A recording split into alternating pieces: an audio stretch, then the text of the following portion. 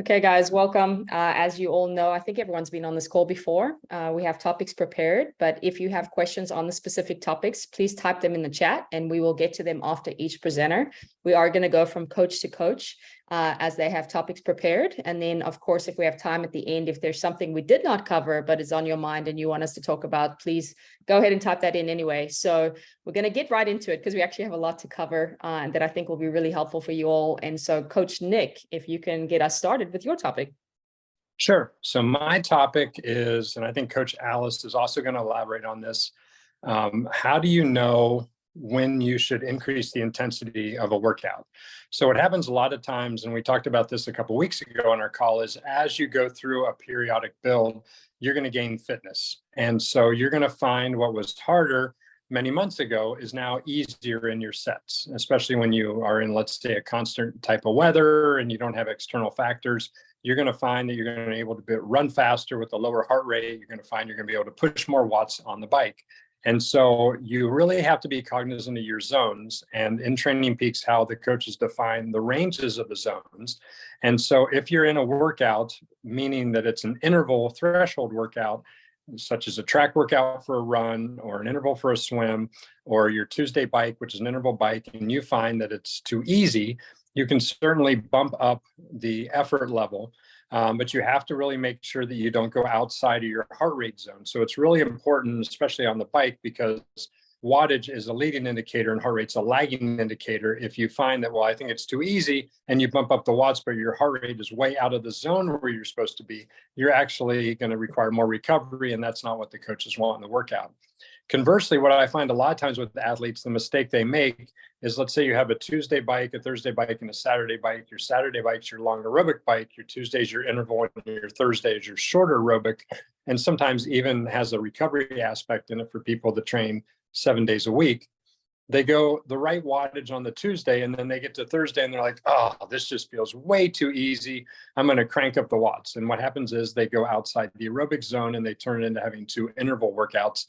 And then they struggle later in the week because they can't get enough recovery. So really, you have to be cognizant. If you have a question, that's what the coaches are here for. You know, even if it's, I'm on the bike, I'm texting, hey, you know, this seems too easy. Can I press the up arrow in Zwift? Can I bump up 5-10 watts? And, you know, we can give you advice. And usually you just really have to understand your zones, understand the intent of the workout, and make sure that you don't go too hard, because the last thing we want is to have a short-term gain by going too hard and jeopardizing recovery. And that's all I have on that. Yeah, no, that's perfect, Nick. I really appreciate it. We'll move on because you covered everything there, and I know Alice will have something to add to that. But let's go ahead. And Alex Sharp, I think you had a topic today. Yes, my topic was importance of a good and proper bike fit. And we're kind of talking before the call, like Dottie just got a new bike, and it always never fails to impress me that someone will spend $10,000 on a bike and then ride it like their road bike, like at home. Like they use the same fit that they have on their road bike and never spend the time or proper maintenance to get it fit properly. And not to pick on Parker, but if you look at Parker's photos from Ironman Texas, he probably could have gone half an hour faster had he just spent the time and got a proper bike fit before the race. The idea behind a proper bike fit, and it's really different in triathlon, is it really improves efficiency and speed and comfort on the bike in a very aero position. If you're looking at any of your race photos and your head's up in the air, up above your body, you're inefficient. You're losing time, and it's free speed where, you know, you might be able to push 200 watts and get the same out of, you know, what you would have been doing at 230 had you gone and got the proper bike fit. Some things to consider when getting a proper bike fit. So you want to go to a bike fitter. I kind of look at it like a relationship with your doctor. So you want to really become friends with this person.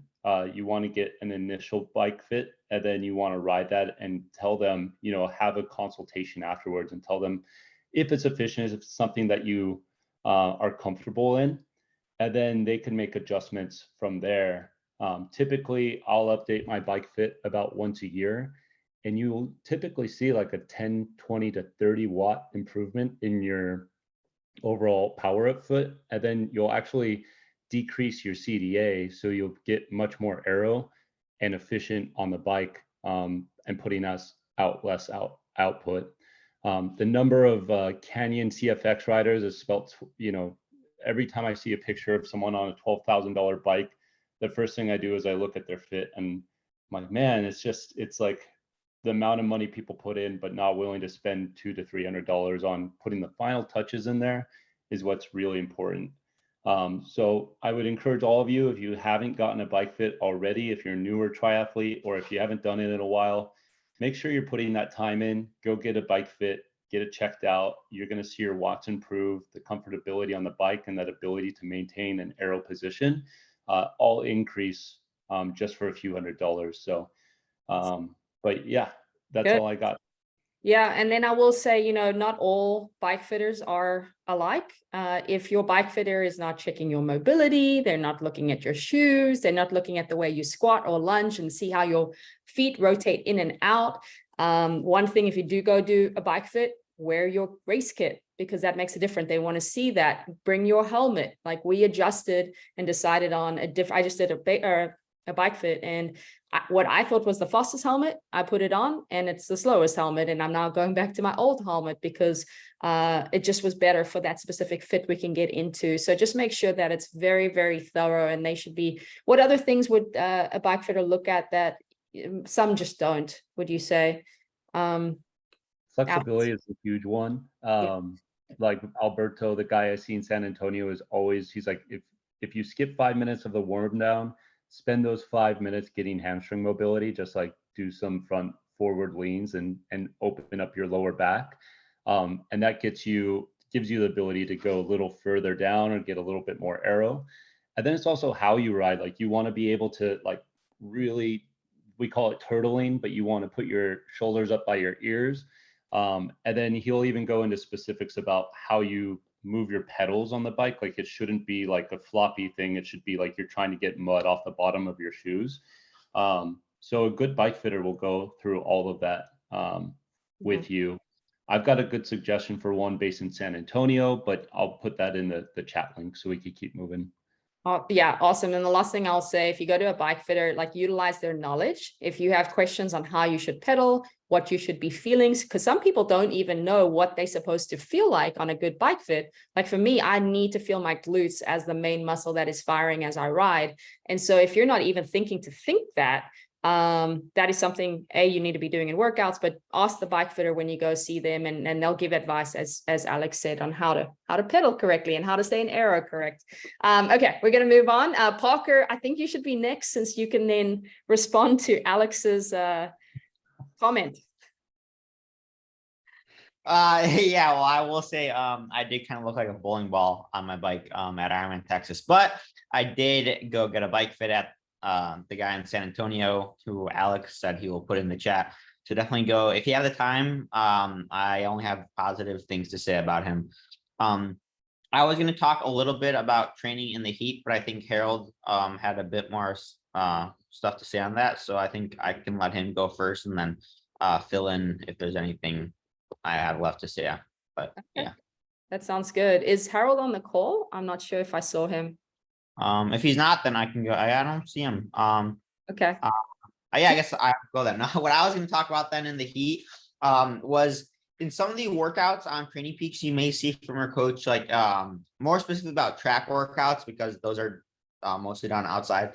But if you see like a 400 at 5K pace, 800 at 10K pace, whatever it may be, especially in the heat in Texas or wherever you are, if it's super hot outside, I would replace the word pace with effort. So instead of doing 5K pace, 10K pace, you're not going to be able to hold that, especially if you did your 5K test, back when it was a bit cooler.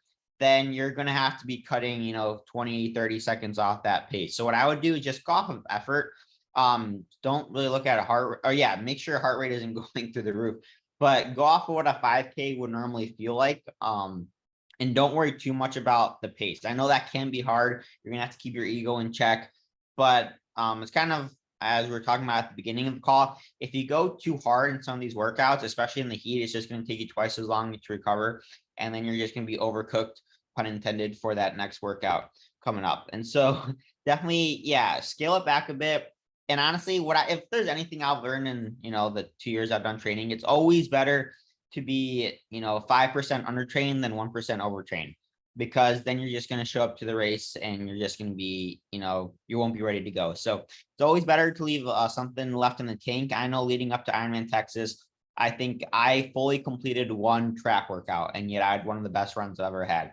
So it's always better to be a little bit safe than sorry, especially with this heat. So go off of more of effort. And, if you run a little bit slower during a track workout in the summer, it's not the end of the world. As soon as the temperatures drop, you will soon be setting PRs again before you know it.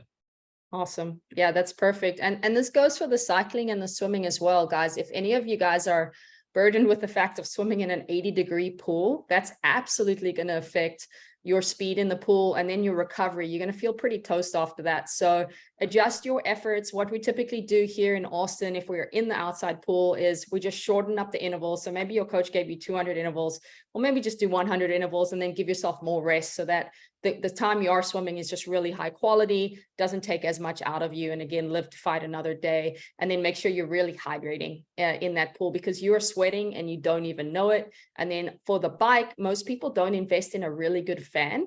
I have multiple fans in my garage in the heat. That's like multiple fans. I'm really cool, actually. And so if you cannot cool yourself, then you might have to back off the power there as well. And just know it's just because of the heat that you're not performing as you once were. And maybe that's why the heart rate is higher. Okay, so moving on, let's go to one of the ladies. Katie, you want to get us going?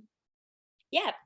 So I have been meeting with a lot of my athletes post races, like kind of hitting some mid-season. Hey, what's been going good so far? What do we need to dial in for the fall? And one thing that I really like to do is I like to have all of them tell me at the end of a race, like, what went great? What do we need to work on? What training went well for this? What training did not go well for this? And I think the biggest thing that I've hit on with my athletes is when you're evaluating a race, like, we all are going to have tough times out there. Like, that's the point, right? You're pushing yourself. You're going to hit the hard mental blocks. You're going to have physical stuff. It's going to get hard. But to be really specific about the goals from race to race. So I had a bunch of athletes that did Tri-Waco, and they all said, my swim was terrible. My swim was terrible. So, like, really dial in, like, what does that mean? Like, what does the perfect swim look like? Take out the pace. What is your perfect swim? Like, if that swim had gone perfectly, I don't want to hear you that you go faster. Of course you want to go faster. We all want to go faster, right?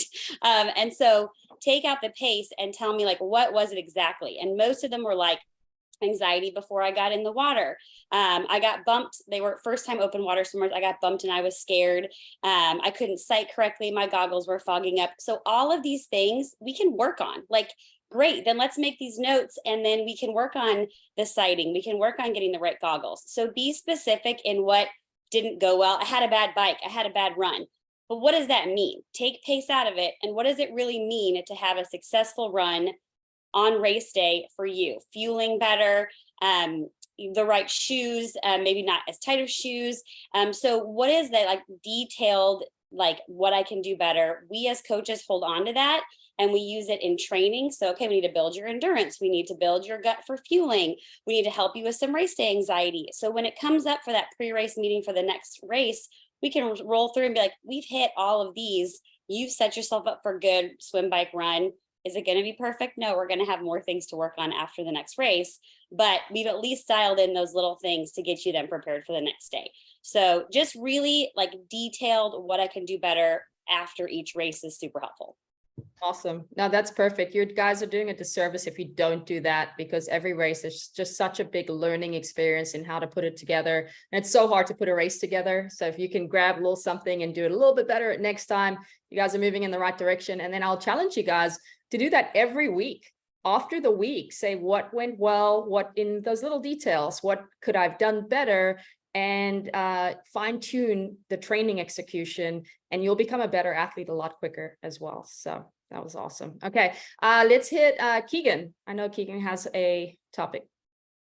Yep, I'm just going to do a friendly reminder to kind of everybody as we're kind of getting into like the big chunk of all these builds, or even if you're just starting, it's always good to kind of refresh kind of all your equipment. So one is running shoes. racing shoes, replace them. Even if you like just bought a new pair, if you can get multiple on sale, just stock up, because it's kind of like going to Costco when you know you're going to go through peanut butter, you buy a bunch. Same with your running shoes. If it's a pair of shoes that you know that works for you and doesn't get you injured, I try to buy as many as my budget will let me, so that I always have that so I can switch into it. Talk to your coach about like how long that your shoes should probably last. Each person is going to be very different based on their running style and how heavy they are on their feet. That's not your weight. That's just more your running style. You can be very heavy on your feet and you can wear through your shoes a lot faster based on the compression of it as well. I know Jules and other coaches have done some great videos showing that, like on the bottom, how like if the rubber on the bottom wears down, you should replace that. But friendly reminder on that. Also with racing shoes, remember, we all want carbon fiber, but the carbon fiber is designed to break down. Companies want to make their money, but that also makes it so we're not as fast. So if you've been using your, Nike Vaporfly for 4 or 5 races, get a new set. It's time to get the spring back in your legs and the shoe and go fast. Same with biking. So biking, look over your bike. What do you need to kind of refresh here? Do you need new race tires? Do you need new training tires? If you're always getting flats, I just get rid of that tire, get a brand new tire, because we don't want flats on race day. Chain, that's a big one. People usually forget about their chain. We might clean it, but we always forget to get a new one. If you can put on a new chain before your race, kind of like when you do the 2 weeks or 3 weeks before you maintenance, if you can get them to put on a new chain, that's probably the best. You will actually feel a difference if your chain is stretched. As soon as you put it on, it's unbelievable. You'll feel responsiveness. It'll feel fast, all those kinds of things. That also goes down now to your cycling shoes. How old is your cycling shoes? Especially your cleats, and especially even your pedals. Pedals wear down. So go through the bike, just look at the maintenance. I know I'm very guilty of not changing out my pedals to the point where when I take them off, my shoes are usually like I have to get a new pair of shoes because I've used them too much.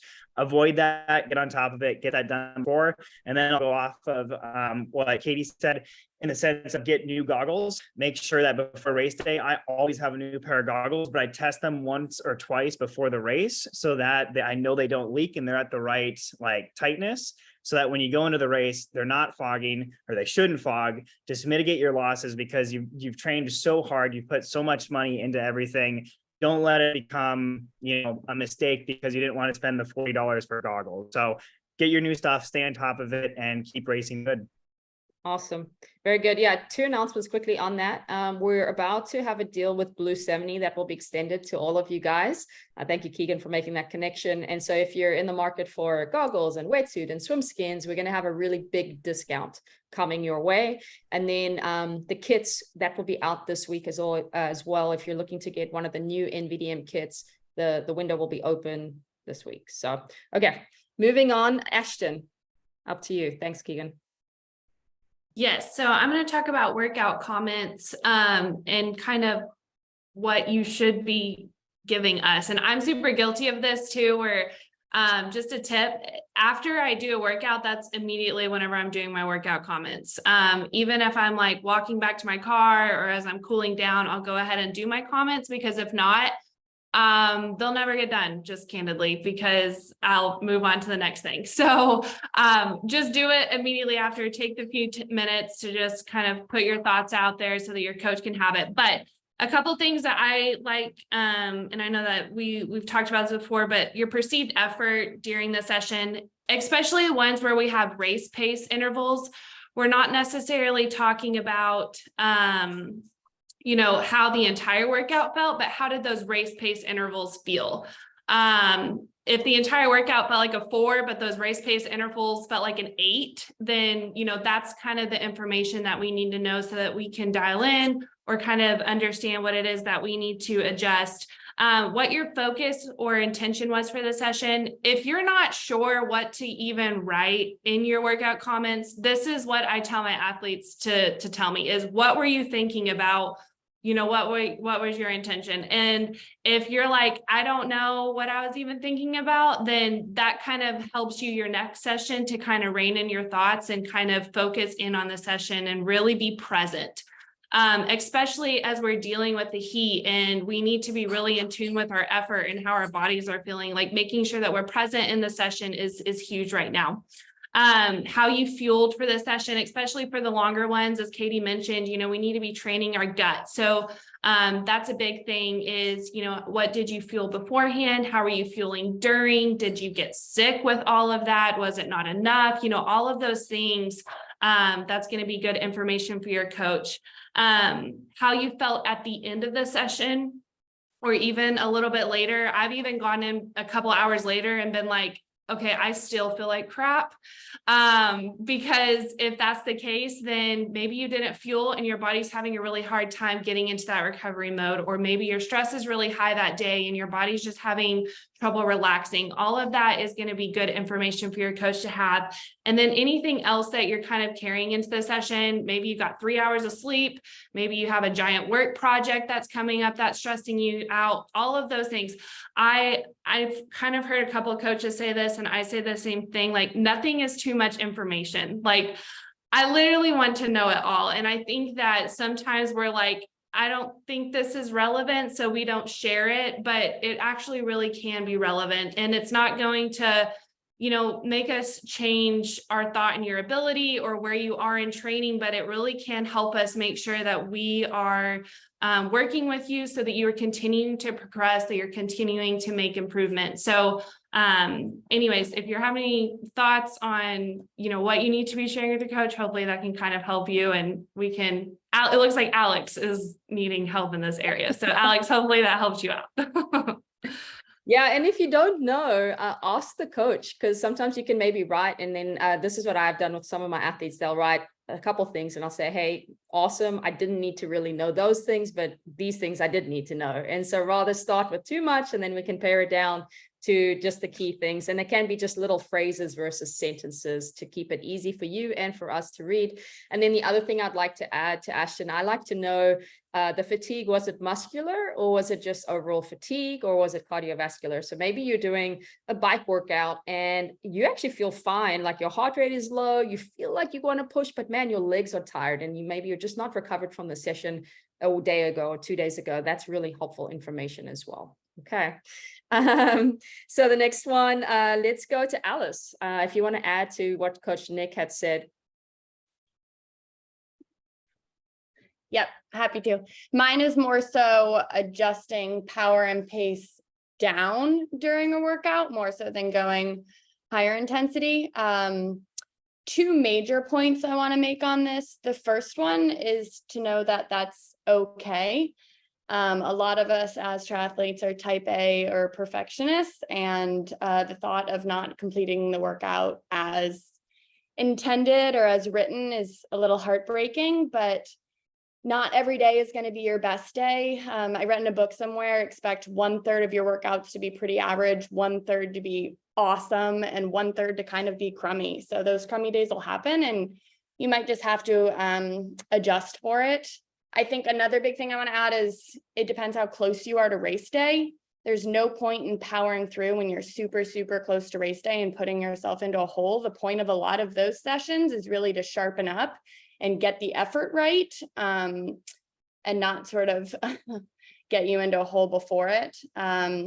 Another thing, and this has come up, Parker said this and Nick said this as well, is the importance of knowing your other metrics. So not just going off pace, not just going off power, but really understanding RPE, so your perceived exertion, and also your heart rate. So that can be huge for all of them. And then this is different for swimming, biking, and running. I mean, Natasha can correct me if I'm wrong, but I've been told by Tim Floyd that be okay with failure in the water and swimming. We give you guys these repeat workouts a lot of the time, and these are perfect for understanding what you can hold and what you cannot.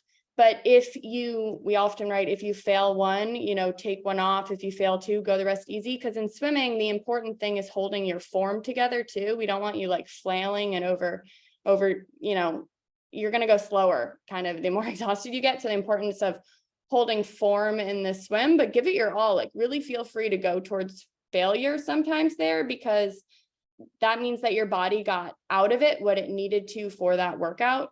A little different for the bike and run, I'd say. And the bike, important to know your heart rate zones there. Know where you want your heart rate to be, really around a 70.3 pace. And if it's not coming in there, then go down on the power. Know where it's supposed to be for Ironman. Know where it's going to be in your sweet spot. If it's VO2, you're supposed to feel really miserable. So we're trying to push you to do that. So there, go as hard as you can until you have to pull back. And then with running, this is where I say you really don't want to push to the edge. You don't want, for like your hard running sessions, I never really want my athletes to be a 9 or above. I don't want you like having to like pass out on the ground after. I always say you should feel like you could do, if you're doing intervals, a few more intervals. And the way that I pace this personally is to always try to make sure that my final one can be my fastest one.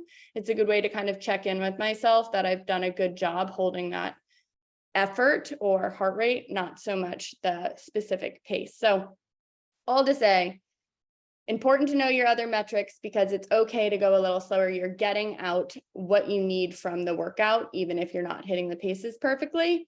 And not every day is going to be your best, but at least you're doing the work and staying consistent. Awesome.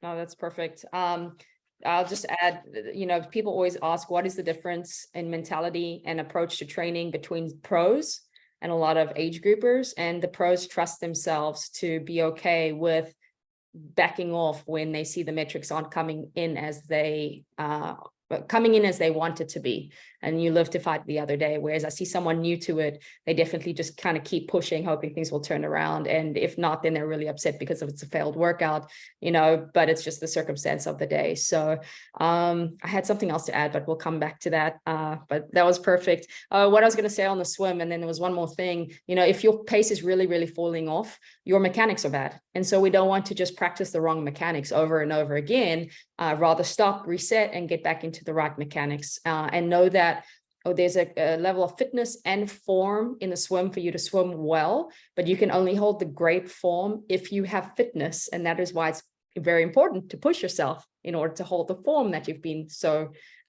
working on. So, okay, moving on, Mackenzie. We have Mackenzie and Charlie. Yeah, I'm going to talk about nutrition quickly.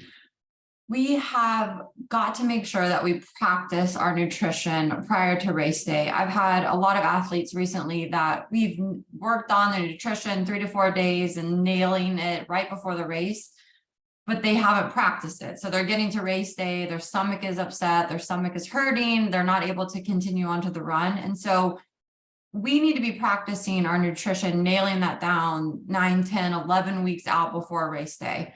And if you are to use liquids, food, whatever you want to use, like the easiest to digest is going to be liquid nutrition going up to solid food. So if you need to do both of those, perfect, but practice that as much as you possibly can during your long endurance rides, typically Saturdays and Sundays. I've had another couple people that said they do food, so like they have gels or goos or whatever. But when you're an aero on your bike in an Olympic or half or full Ironman, it is really hard to get into your bento box, wherever you have it, open it while you're an aero. So think about these things. So if you are going to have food, I always say open up the whatever, the gel, the packet, whatever it is. And if you have it, put that in your bento box, make it as easy as possible for you to get that out as you are on the bike and training. And then secondly, on the run, a lot of people have said, I wasn't able to drink that much on the run or whatever happens. You've got to practice that as well. I know it's hard. There's a lot of times in these sprint and Olympic distance races that there's only a few tables out with water and Gatorades, and it's packed, it sounds like. So you've got to be able to finagle your way in there, move people around, grab it, yelling at the volunteers, water, as you get up there. So please make sure you practice all of those instances for race day. There's also an app, and I know we've talked about this before, but Dr. Alex Harrison has an app called Saturdays. I think it's just called Saturdays. And I'll send that out too. But you can put in what exactly the training that you have, and it's going to spit out a perfect plan for you to digest for all your nutrition for that time. And so we also lack a lot of water. So everyone thinks about carbohydrates and nutrition, but we're not getting in enough water and electrolytes typically in our practices and race day as well. So please prioritize that. drink as much water and electrolytes as you possibly can. And then I just wanted to quickly add, a lot of people recently, I know we've had probably some spring races, a lot of people are going to have fall races. So right now is just this really tough span in the summertime. A lot of us are in 100+ heat. It's tough to get to training. You're just a little bit maybe unmotivated.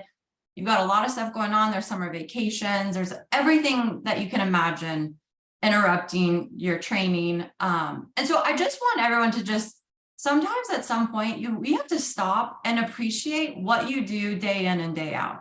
We all have 9-to-5 jobs, and a lot of us work longer than 40 hours a week. We're working 50, 60 hours a week. You're getting in your training for 10, 12, 15 plus 18 hours a week, on top of having a family life, on top of having friends, on top of everything else. Like, one of my favorite things I ever heard before a marathon was I think it's 0.1% of the population in the world is ever going to do a marathon.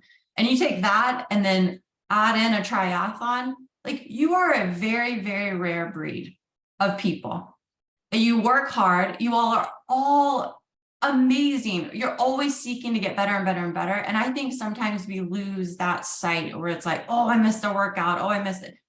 It's okay. We're always going to have, as coaches, we will have extra sets in there for you to make sure that you recover from that missed workout, whatever it is. Like, it's amazing what every single person on this call is doing, and the time and what we're putting into this. And so find that reason why that you're still doing this day in and day out, and think about that when things get tough.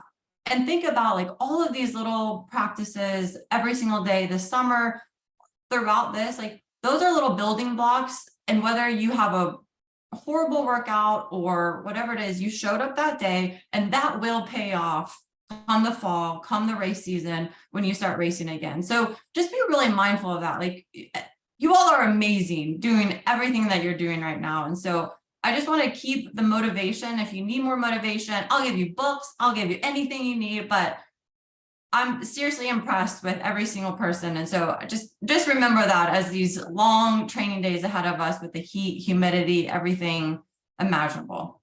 Awesome. Thanks, Mackenzie. I'm going to just add to one thing on the nutrition side.